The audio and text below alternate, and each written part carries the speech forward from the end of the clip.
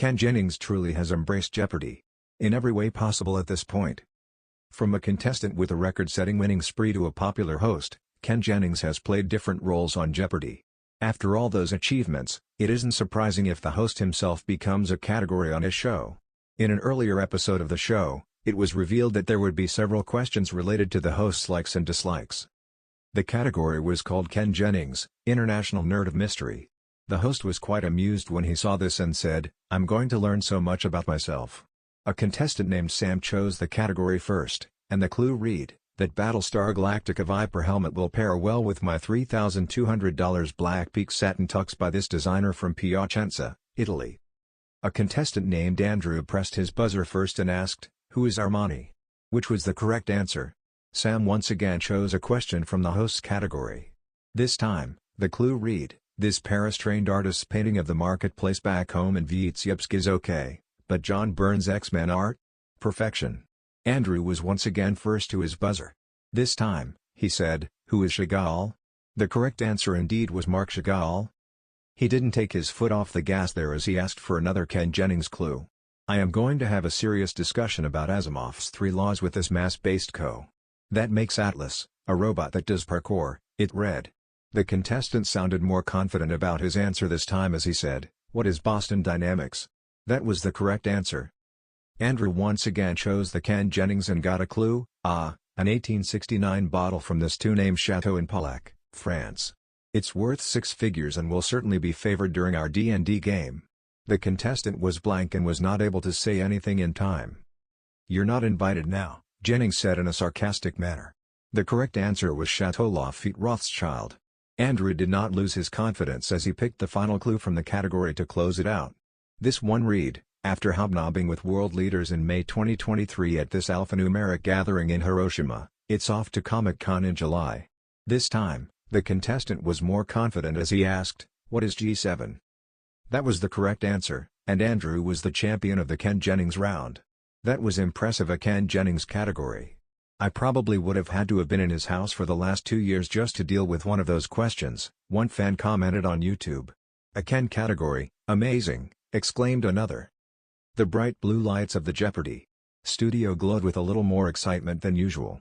Contestants shuffled nervously at their podiums, the tech crew double-checked every camera angle, and the audience whispered among themselves as the show's signature theme music faded. It was a normal night on America's favorite quiz show, except it wasn't. Not for Ken Jennings. The backboard lit up, revealing the 6 categories for the opening round. And in the upper left position, where something like world capitals or U.S. history might usually appear, there it was in bold white lettering. All about Ken Jennings. A few audience members gasped, a few chuckled, and one contestant, a young woman named Rachel from Denver, clasped both hands over her mouth like she had just witnessed a plot twist in a soap opera. Ken blinked in surprise, clearly trying to remain the composed host he was trained to be, but the corners of his mouth betrayed him with a smile. "Well," Ken said, adjusting his tie and looking directly at the camera, "I swear I did not write these clues." Laughter rippled through the studio. Rachel's fellow contestants, David and Martin, exchanged amused looks, but she looked like Christmas had arrived 6 months early.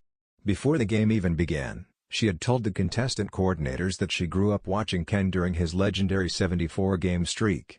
She read his books, followed his social media, and even wrote a college paper calling him a modern symbol of American intellectual culture. Now she was standing just 10 feet away from a category entirely dedicated to him. "Ken," she said shyly into her microphone, "I just want you to know. This is the greatest moment of my life." The audience burst into laughter again, and Ken put a hand over his heart. "Well, I'll try not to make it the worst moment with these clues," he joked. Opening the category. David buzzed in first and intentionally avoided touching Ken's category, probably hoping to give Rachel the chance to pick it. So when the board came back around to her, she didn't hesitate. "I'll take All About Ken Jennings for $200, she announced, sounding like someone who had been waiting her entire life to say those words. Ken turned toward the clue with a playful sigh. "I have never felt more self-conscious," he admitted. The clue appeared. This mountain range, located in Ken Jennings' home state, helped spark his early love of geography. Rachel buzzed in immediately. "What are the Wasatch Mountains?" "Correct," Ken replied, giving a small bow. "My hometown is apparently public property now." She selected the $400 clue. Ken's record-breaking 74-game winning streak took place during this year. Rachel buzzed again. What is 2004? Yep, Ken nodded. A year I will never forget. Or apparently escape. Martin chuckled. We're learning so much about you, Ken. I'm learning things about myself, Ken said. A contestant's dream come true. As the clues increased in difficulty, Rachel remained unstoppable. She swept the $600 and $800 clues, identifying Ken's alma mater and the title of his first published book. By now the studio audience was rooting for her to run the category, and Ken was too. Rachel picked the final $1,000 clue with the reverence of someone selecting a sacred relic. The clue popped up. This is the ironic nickname Ken was given by fans during his early appearances, referencing a fictional character known for being overly confident. Rachel paused for the first time. Her hand hovered above the buzzer. A whisper of uncertainty crossed her face. David buzzed in. Who is? Sheldon Cooper? Ken shook his head. No, sorry. Martin tried next. Who is Cliff Clavin? No, Ken said again. Rachel's eyes lit up suddenly, her confidence returning. She buzzed in. Who is Captain Smug? Ken laughed, a real, genuine laugh that made the audience roar. That is correct. I was apparently very punchable on early television. Rachel grinned so widely her cheeks practically glowed. In the first commercial break, the contestant coordinator leaned in and whispered, "You just swept the whole category," and the audience applauded again. But the moment that truly made the internet explode came after the break.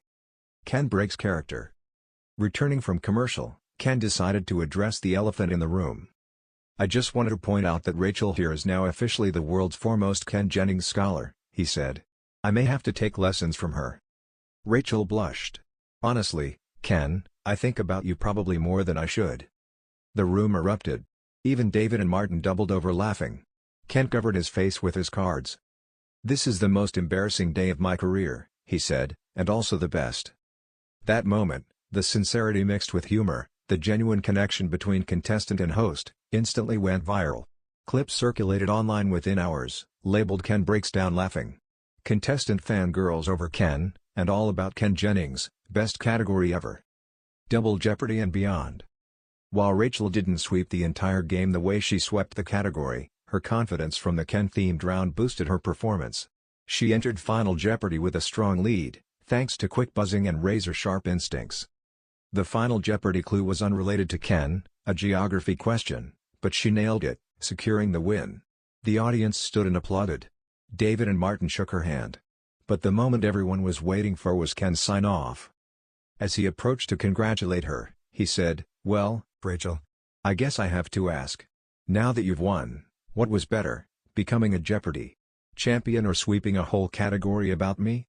She didn't even hesitate. The category. Ken burst out laughing again, shaking his head. "I walked right into that one," he said. After the taping. Behind the scenes, Rachel was still floating.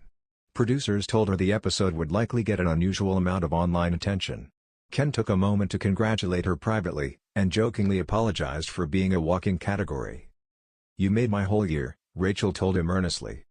"You made the internet's whole year," Ken replied. And he was right. When the episode aired, social media lit up. Memes, edits, and fan reactions poured in. Some viewers claimed it was one of the funniest and most wholesome moments in Jeopardy history. Others said Ken seemed more human, more approachable, and more amused than ever before. One fan posted, "I never thought I would see Ken Jennings blushing on national TV, but here we are." Another wrote, "Give Rachel a spin-off, The Ken Jennings Scholar Show." A moment for the history books. In the long and storied history of Jeopardy, categories have covered everything from ancient Greek philosophy to pop culture phenomena. But a category entirely about the host, and a contestant who adored every second of it, created a uniquely charming moment that fans won't soon forget. For one night, the show wasn't just trivia. It was comedy, warmth, and genuine human connection, wrapped in blue trivia squares. And for Ken Jennings, a man used to being the one asking the questions, it was a reminder that sometimes, being the answer isn't so bad after all.